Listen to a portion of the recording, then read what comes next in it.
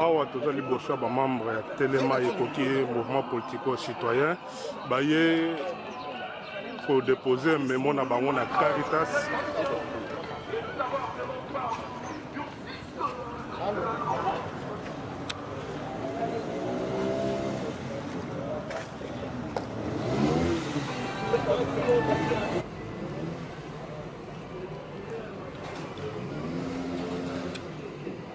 Vous avez que l'Église catholique romaine réunie en Assemblée générale extraordinaire le 22 novembre 2017 à Kinshasa. Messieurs les évêques, la commission électorale dite indépendante, CENI en sigle, a annoncé publiquement qu'il lui sera impossible d'organiser les élections avant la fin de cette année 2017. Ce qui était pourtant les délais prévus dans l'accord avec l'opposition politique, signé sous l'égide de la Conférence épiscopale nationale du Congo, CENCO en sigle, à la Saint-Sylvestre le 31 décembre 2016. Ces accords étaient censés éviter que le pays ne sombre dans les chaos après la fin du deuxième et dernier mandat de M. Joseph Kabila Kabange le 19 décembre 2007. Une fois de plus, le président sortant vient de prouver à la face du monde que non seulement il n'est pas capable de conduire ce grand pays vers une issue démocratique pacifique, mais aussi il n'est pas crédible quant à l'organisation des élections libres et démocratiques. La démocratie constitue un grand investissement pour l'avenir du pays, et pour des générations de Congolaises et Congolais en faveur desquels nous aimerions aujourd'hui tracer un chemin de vie digne de liberté et de prospérité. Telema Ekoki reconnaît que la CENCO avait pour le besoin supérieur de la nation accepté la lourde tâche d'assumer les bons offices d'une médiation qui devait conduire le peuple congolais vers la paix et la prospérité. Mais les espoirs des Congolais ont encore une fois de plus été trahis par le système décadent de M. Kabila et ses animateurs à tous les niveaux et dont le seul objectif est de se pérenniser au pouvoir par la violence, la loi de la force et non de la force de loi. Les emprisonnements des leaders politiques ainsi que les violations flagrantes des droits fondamentaux des citoyens congolais. Il vous souviendra qu'il n'était pas encore le 19 décembre l'an dernier lorsque la population congolaise dénonça les manigances du régime Kabila pour opérer des glissements dans le calendrier des échéances électorales. Sa protestation fut réprimée par la police le 19 et 20 septembre 2016. Le bilan des victimes en vies humaines est connu. Alors que M. Kabila avait détourné, avait toujours nié de vouloir manipuler les termes de notre contrat social pour se maintenir au pouvoir, les faits sont là pour prouver le contraire. La Conférence épiscopale nationale du Congo, CENCO, qui a accompagné les dialogues politiques et la signature de l'accord de la Saint-Sylvestre, a aussi rappelé au peuple congolais, dans sa lettre du 23 juin 2017, le pays va très mal. Votre diagnostic, messieurs les évêques de la CENCO, est clair. Tous les symptômes sont là, notre pays est gravement malade et le mal, c'est Joseph Kabila. Ce mal que les actuels dirigeants ne ressentent pas, le peuple en ressent les dards.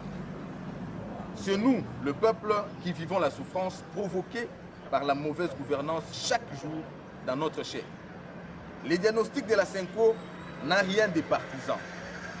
Il n'est ni catholique, ni protestant, ni kimbanguiste, ni musulman.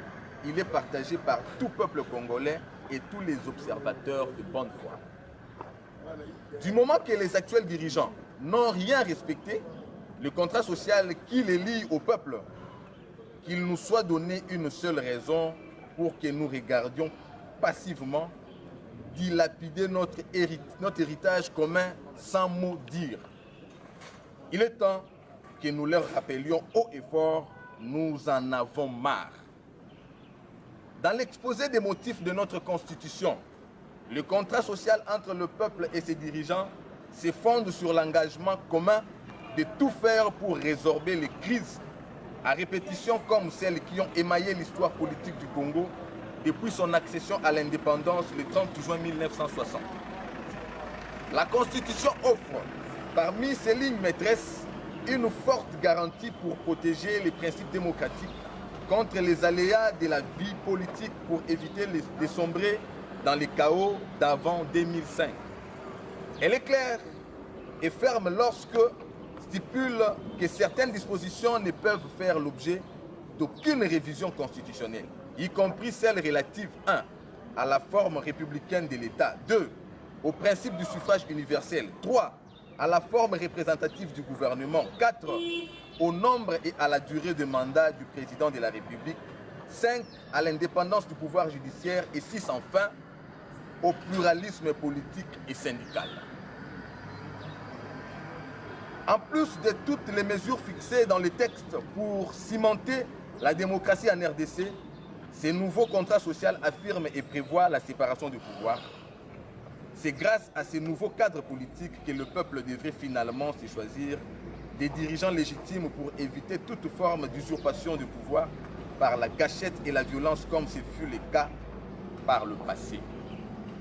Cependant, toutes les institutions sont prises en otage par un seul homme qui contrôle l'ensemble des ressources du pays.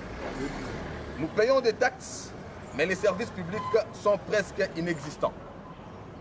Dans un espace de corruption généralisée, nul n'ose plus dénoncer la médiocrité de la performance du gouvernement du fait que dans ces systèmes, tout le monde est clochardisé et mendie des grâces et faveurs d'un chef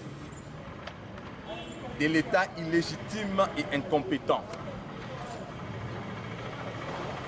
Dans cet environnement délétère, la conscience civique collective s'en retrouve paralysée car l'absence d'un projet collectif fragmente la société et pousse les individus à un agir égoïste, en imitation de ses chefs. C'est ainsi que les mauvais leaderships asphyxient les aspirations de toute la nation à une certaine élévation et grandeur dans les valeurs morales et sociales. Heureusement qu'il existe dans notre Constitution l'article 64. Analysant les réponses données au cours d'une de ces rares interviews au journal allemand de Spiegel, le 3 juin 2017, M. Kabila semble peu convaincu qu'il existe un contrat qui nous lie au peuple. Il ne renie pas seulement tout engagement qui les lie aux accords de la Saint-Sylvestre, mais aussi il va jusqu'à insinuer l'idée qu'un changement de la Constitution reste une possibilité lorsque le peuple, par référendum, choisirait de le faire. Mais nous tenons à lui rappeler que l'actuelle Constitution verrouille directement certaines dispositions à ce qui concerne toute possibilité de changement, même par référendum. Il s'agit de l'article 220 de la Constitution. Messieurs les évêques, il est acceptable que le seul intérêt des actuels gouvernants soit celui de se maintenir au pouvoir. Pour quelle raison? Depuis 20 ans, le peuple congolais est systématiquement dépouillé de ses droits. Le Congo-Kinshasa est plongé dans une spirale de guerre, d'insécurité et de tueries massives, d'instabilité institutionnelle et dans une permanente incertitude politique depuis l'année 2016. Tous les indicateurs socio-économiques sont désespérément en rouge. La pauvreté s'accentue et le peuple se confirme comme l'un des plus pauvres du monde. En dépit de ses immenses ressources naturelles, plus de 76% de sa population vit en dessous du seuil de pauvreté. La détérioration du franc congolais par rapport aux devises étrangères est le dernier signal de l'agonie d'un système économique de prédation et de pillage des ressources du pays entretenu délibérément. Les désordres se ressentent, se constatent et se vit dans tous les domaines. Le tribalisme s'est institutionnalisé, entretenu par M. Kabila lui-même et ses turifères alors qu'il ne cesse de clamer un nationalisme qui n'est qu'un slogan creux. Les actes de mépris de la vie et de la dignité de la personne humaine ne se comptent plus. La brutalité, l'arbitraire sont devenus les marques de fabrique de ces régimes qui en a outre érigé la corruption et l'impunité en principes cardinaux de gouvernance. M. Kabila a réussi à instrumentaliser la justice qui a cessé d'être indépendante. De la base au sommet de l'État, l'incompétence et la médiocrité règnent comme jamais auparavant dans l'histoire de ce pays. Les Congo-Kinshasa brûlent. Pourtant, partout et dans tous les domaines des secteurs de la vie nationale, les chaos s'installent.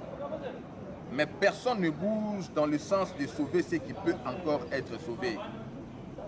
Messieurs les évêques, soyez aux côtés du peuple dans son indignation. Nous demandons aux évêques et aux abbés de l'Église de ne pas choisir le silence en tolérant un pouvoir illégitime, en laissant perpétuer un régime prédateur qui inflige au Congo de s'enfoncer chaque jour un peu plus dans la honte, les ridicules et la misère.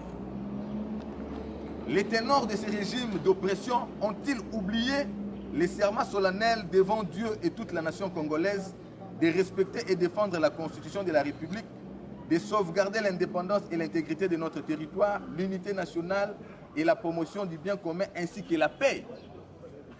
Téléma et Koki rappellent que nombreux Congolais sont obligés de s'expatrier dans les pays qui n'ont même pas le deuxième des ressources que possède la RDC.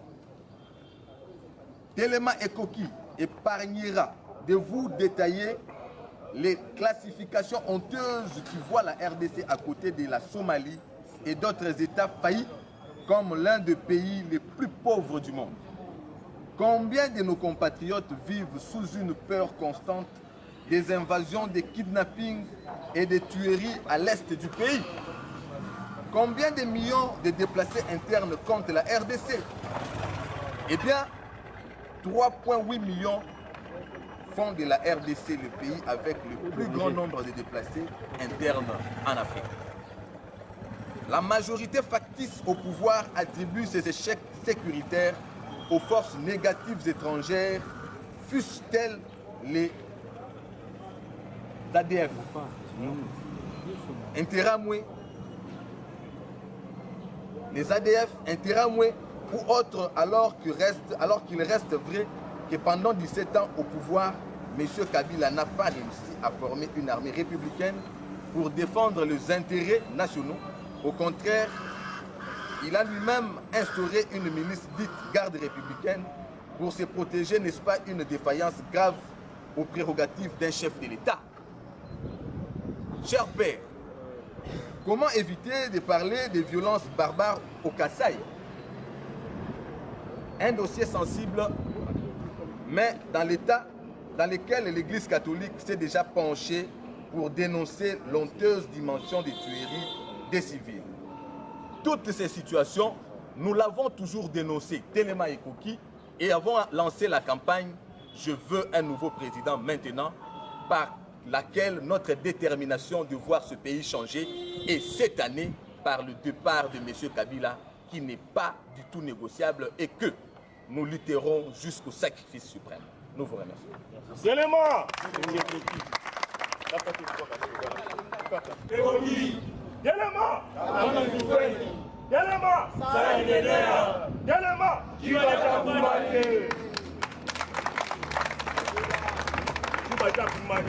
On suivit tous le mémo lu par M. Cédric qui stipule que nous, Mouvement Citoyen Téléma, nous sommes venus ici au Caritas parce qu'aujourd'hui, c'est le jour où les évêques vont dire un mot par rapport à la situation politique de notre pays.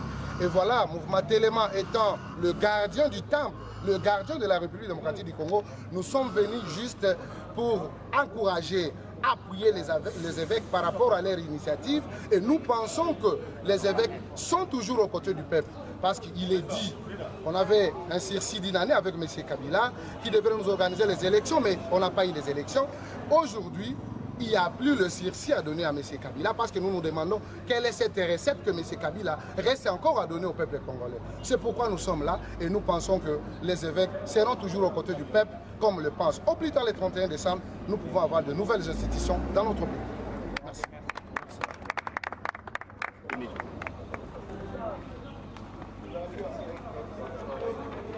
Yoaki lelo kolobela bango père basango eke mboka oyo baventire eleki mingi ntango baventire Cécilie yango moi tobi telema ji badia kumbadi ntango ekoki ngonge ekoki saya neneya ntango nzi mfweni.